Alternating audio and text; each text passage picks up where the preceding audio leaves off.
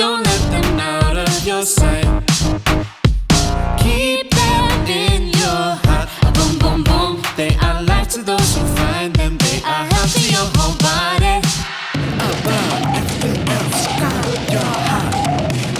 It's where your love comes from.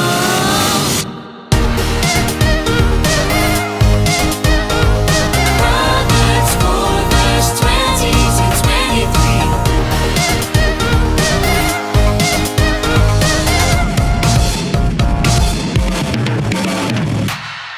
Listen closely to my words.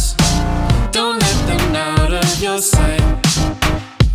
Keep them in your heart. Boom, boom, boom. They are life to those who find them. They are health to your whole body.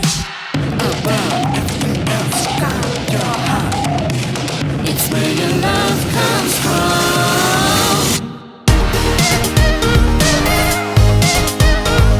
Proverbs 4 verse 20 to 23.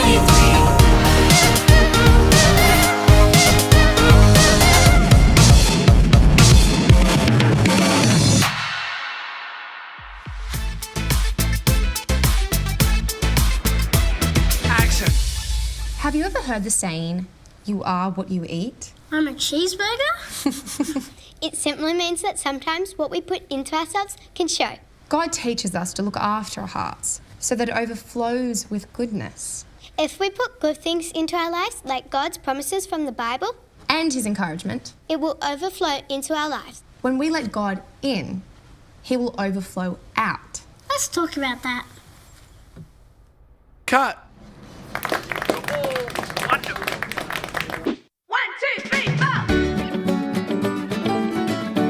There's something special about this place, full of crazy characters and imagination run wild. A place where the good news of Jesus spreads out all over the world. Join us as we plan it, film it, and wrap it up.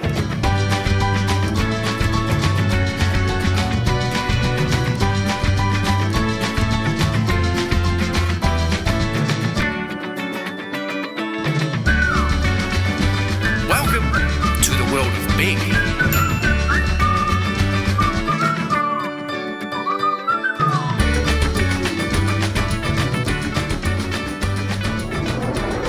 Okay, you go. All right, got it. What's big, white, and can't climb a tree? I don't know what's big, white, and can't climb a tree. A refrigerator. We're so good at this. How does a train eat? I don't know. How? It goes choo-choo. Okay, one more. Okay. What did one snowman say to the other one? Do you smell carrots? I can't even breathe. Breathe, Becky. Breathe, Sophie. Okay. We are so good at this. We are Fabulously funny.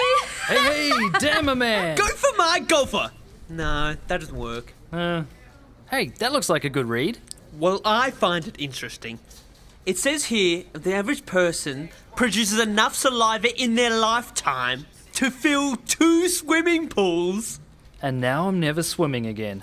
Well, you've always got the ocean, which according to this is 45% fish poop. There goes my surfing holiday. There's so much great stuff in here. We can use some of it for today's show. Did you say show? Yeah, he's helping me out later at the Graham Gibbons Public School. We're doing some teaching on how David became king. And Dan's gonna do some comedy to help break the ice. Get them laughing. Have some fun. Hold that thought. Sophie, this could be our great opportunity. We could perform at the school and be the centre of attention. Becky, I don't think you're thinking big enough. This could be the start of our national tour. I can just see it. Our name in lights. The Becky and Sophie Show. Or it could be the Sophie and Becky Show. We'll let our manager figure that one out. We'll do it. Do what? The show, Dan, would be honoured to fill in for you. Okay. But this is your first time doing comedy.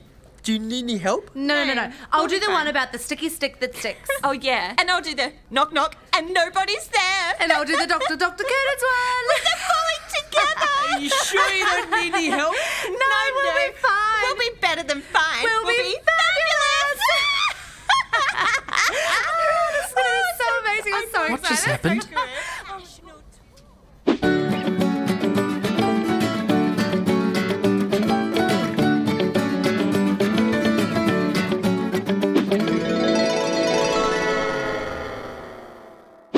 I had a crazy dream last night. Okay, when I was stuck in ice, it was floating. So I was like this, and I was free. Then I was like, wee. Oh, Like I made up my own name called Setty Girl. the superhero came. Then I was like, wow. Then superhero was fighting the bad guy. And he became the good guy. So he went back to his planet and saved the day. That was a crazy dream. We said it together. Yeah. Marvelous merry men make much moolah. Unique. New York. Marvelous merry. Red leather, yellow I need to leather. go to the toilet. Really? Again? Are you nervous, Becky? No, maybe. I'm gonna go. Ah. Hey, Sophie, where's Becky? Oh, hi, Dan. She's gone to the toilet again. Oh, is she nervous? Look, I can give her some tips to help out. No, I think she just drank too much water. We'll be fabulously funny. Come on, Becky. We're on stage in like 2 seconds.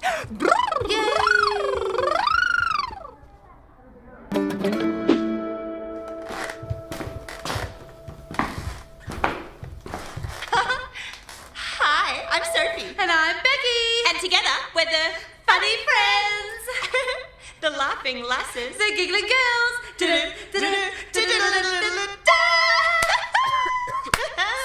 So, Sophie, what's brown and sticky? I don't know, Becky. What's brown and sticky? Well, let me tell you what's brown and sticky. The thing that's brown and sticky is a brown stick. Oh. Well, I've got one. Why did the boy throw his clock out the window? Because he wanted to see time fly? No, the reason the boy threw the clock out the window was, Sophie? Well, it all actually starts back in his childhood. Dan, are you hearing this? I think you better go on stage and save them. Yeah. Thanks. So in conclusion, as you can see by the corresponding evidence, the actual reason the boy threw his clock out the window is because... It was broken!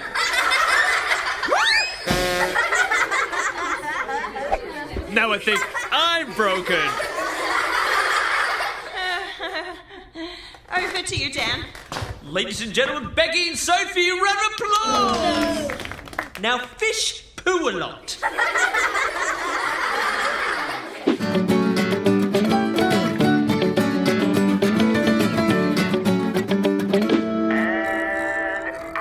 Oh my goodness, it's so loud these days. Cecil, wake up. It's the start of the show. Bid you on down ping pong, Sasquatch. Listen up, the show started. We need to sing. Need to sing out the theme song. What? We need to sing the theme song. Yes. There we go, together now. Cecil and Marie answer questions. Goodness. I see the light. I should turn down my hearing aids. I see the light. Don't go to the lights, Cecil. Come away from the lights. It's okay, it's just a light. Literally? It's just that. Listen, I've got an email on my WePad here. What? I've got an email on my WePad. Ah, good. Listen, it's from Justin DeFront. Hello, Justin. He's from Houston. We have a problem. That's not even a real place. Yes, my brother got asked to leave. We have a problem. What's happened? Who is a problem? So I see. He writes us an email and it goes like this. To find myself getting angry at inanimate objects like my toothbrush or my remote control. Or asking silly questions. Cecil? Yes. We need to answer this, otherwise we don't have a show. Keep going, Justin. I get angry all the time at the slightest problem. What can I do? Please help me. Well, Justin, we like to keep it simple. Yes, we do. You need to work out where the anger's coming from. It's all coming from what's inside us. Like, could be rainbows and balloons. Or it could be something a little bit angrier, know what I mean? Whatever's in your heart comes out. Like Yes. in my case, Yes. I've got lollipops in my Stop heart. it, don't be ridiculous. You'd be dead if it was lollipops. What we're talking about is a change of heart. Yes. The good news is God specializes in this thing. So it's okay to get some help, get some prayer, and God will change your heart and make it like mine. Oh, yes. Full of chocolate. Okay, that's it. I'm leaving. I'm getting out of here.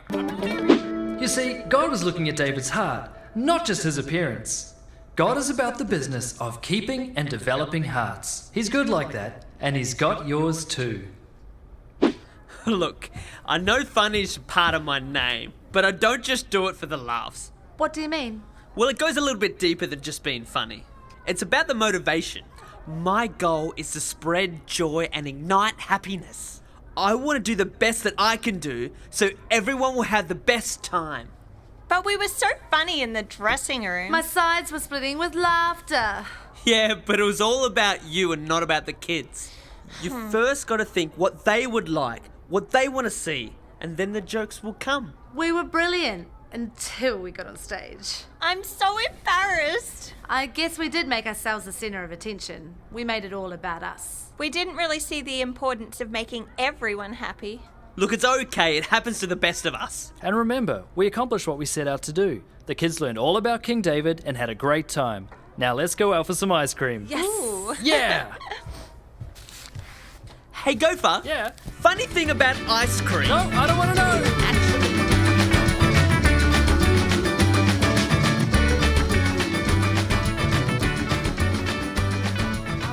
People in the Bible, our boy David, who grew up to be king, is one of the most famous. We have stories from every part of his life. But before his time, we follow the prophet Samuel. A part of Samuel's job was to hear from God and pass on messages to the Israelite elders and people. The elders and people of Israel started to get unhappy and suggested that a king be appointed. Samuel went to God and asked him what to do. The Lord responded by saying, "If this is what they want, I'm happy with it. But warn them, it may not be everything they expect." So Samuel did exactly that. He explained that a king would likely take all the sons and turn them into an army, demand the very best of the land, sheep, and cattle. He told them it's not going to be the answer they think it is. But the people disagreed with this and insisted on a king. So Saul became king. Not long after he began to reign, things began to go wrong. Saul deliberately disobeyed God's instructions and ignored Samuel. With this in mind, it came time for a new king to be appointed. And here comes our David. This was the very man that God selected to become the next king of Israel. God saw something in David that others may not have seen. God looked past his appearance and found a man who loved God, a man who looked after his heart. Samuel found it hard to believe that he could be king, but God saw David's heart. He was anointed and in time ended up in the courts of King Saul, playing his harp, carrying the peace of God with him to soothe Saul's troubled mind. When David stood before Goliath, he had a peace and an assurance that God was with him. There was a confidence that he couldn't fail with God on his side, and he was. For many years, the jealousy of King Saul drove him to hunt David down and attempt to get rid of him.